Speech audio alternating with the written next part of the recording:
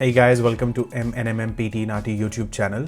Today's topic is Write From Dictation, and I want to share a few tips that you should definitely follow if you need a perfect score for your Write From Dictation. But before we start discussing this topic, all I want to share is if you are after any help for your PTE or your NAATI exam, whether it is NAATI Hindi, Punjabi or Gujarati, if you need any coaching sessions or one-on-one consultation, whether it is a 30 minutes consultation, 1 hour consultation, or even more, maybe just a crash course for your PTE or NAATI, you can always get in touch with us using Instagram or Facebook Messenger. Just search for this channel's name, which is MMPT NAATI. You'll see us. You can text us messages regarding your concerns, regarding your questions, and we are more than happy to help you if it is a coaching or any other help. All right. And also, if you're just after the prediction file of NAATI exam, which has most repeated exam dialogues and exam vocabulary, you can also text us on Instagram or Facebook Messenger regarding the same query. Now let's jump into Write From Dictation. Now, whenever you start preparing Write From Dictation, one thing that you have to have in your mind is that this is a very important topic, extremely important topic. So take it with a lot of seriousness because it gives 30 to 40 marks to your listening and writing section, right? Now, obviously it is based upon the number of questions you get, whether it is 3 questions or 4 questions.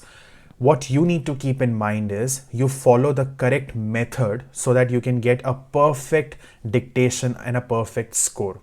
So Write From Dictation, the thing is very clear that you listen to a sentence, you have to take notes, and then you have to type the sentence so that whatever you have typed is exactly matching with whatever they said in the audio, and that's how you get a perfect score in your listening and writing section, right? Now, what you need to understand is how to get a perfect score. 3-step strategy. I always repeat this for Write From Dictation. 3-step strategy. Step 1, listen to the audio and take notes. When you take notes, you can take notes using initials, you can take notes using abbreviations, or you can take notes using combination of initials and abbreviations. Now, initials, they mean first letter of every word. Abbreviation means short form. For example, good morning, abbreviation is GM, the language we use in text messages, right? No problem, we say NP. Such things are short forms, okay? And a combination is a few words you write using initials and a few words you write using abbreviations. So that is for note taking. Now, when you will start practicing Write From Dictation, don't expect that your day 1, day 2, you'll master note taking and you'll be very good. No. When you'll start practicing, first few days will be very frustrating because you won't be able to take proper notes using initials and abbreviations. But that's when we say practice makes perfect, right?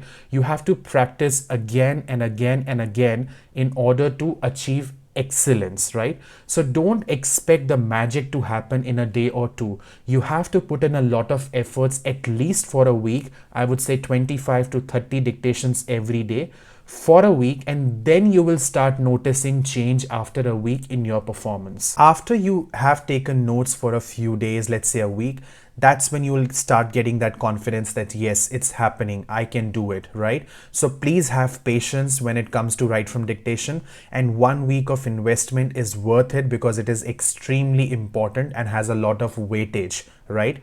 Now, step 2 is after you finish writing those initials and abbreviations or whatever method you have adopted for note taking, please write down the complete answer in the notebook.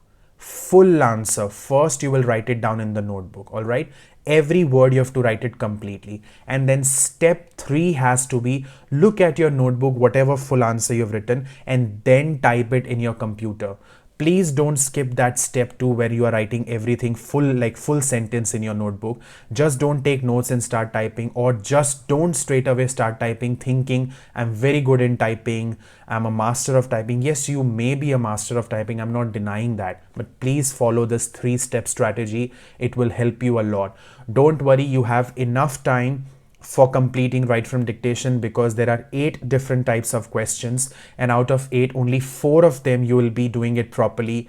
The remaining 4 you won't be doing it properly, meaning MCQ single, multiple, select missing word and highlight correct summary. These 4 questions, you're not spending a lot of time. All you're doing is selecting one answer while the audio is being played, and once the audio ends, you do not spend a single second on those 4 questions, which means that you will only spend time on summarized spoken text, which is obviously its own time. It's not included in the bulk time that you get.